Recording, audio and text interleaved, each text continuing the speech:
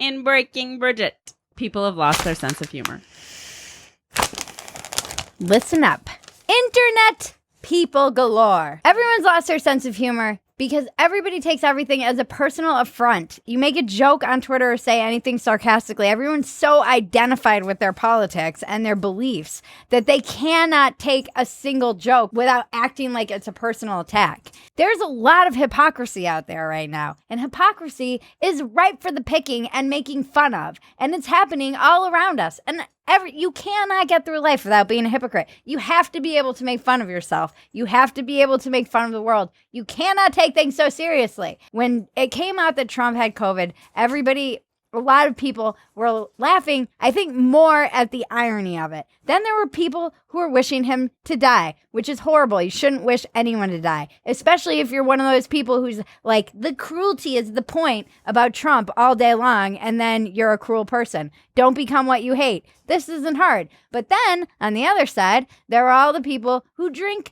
leftist tears and liberal tears and live to gloat and laugh at the suffering of other people, who suddenly grew some empathy and were like, how dare you laugh at this? This is not funny and not a time to laugh.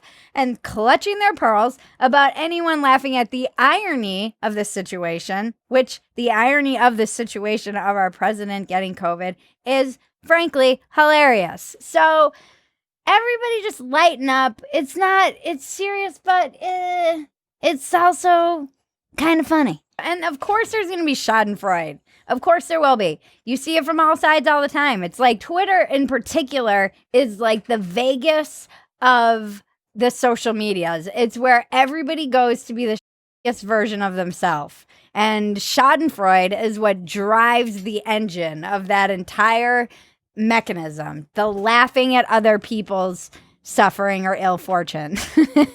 Well, you were saying too, Trump set this tone himself.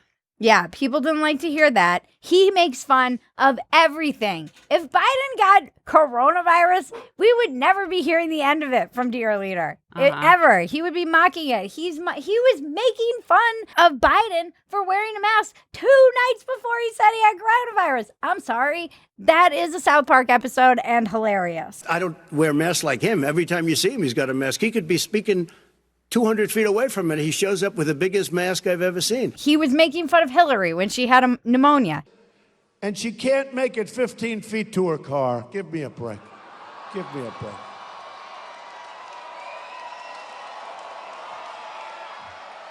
He makes fun and mocks everything. He would be laughing at anyone in this situation. Mm-hmm. And people were like, well, I wouldn't be wishing them to die. No, not everyone was wishing him to die. People who are wishing him to die are horrible people.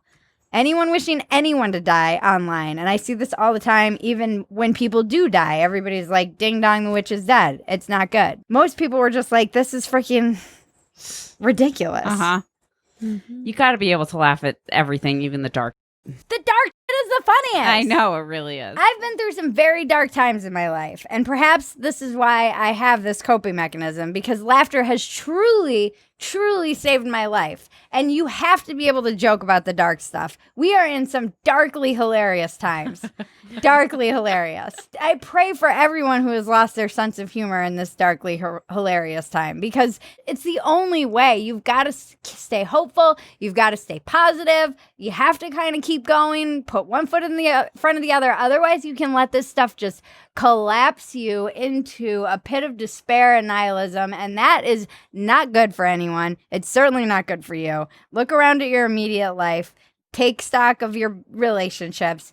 Control what you can control. Always look on the bright side of life. Always look on the bright side of life. That's Dumpster Fire. We here at Dumpster Fire, we disagree with everyone and don't want anyone to die. That's just our stance. Well said. Thank you. If we lose our sense of humor, we're lost.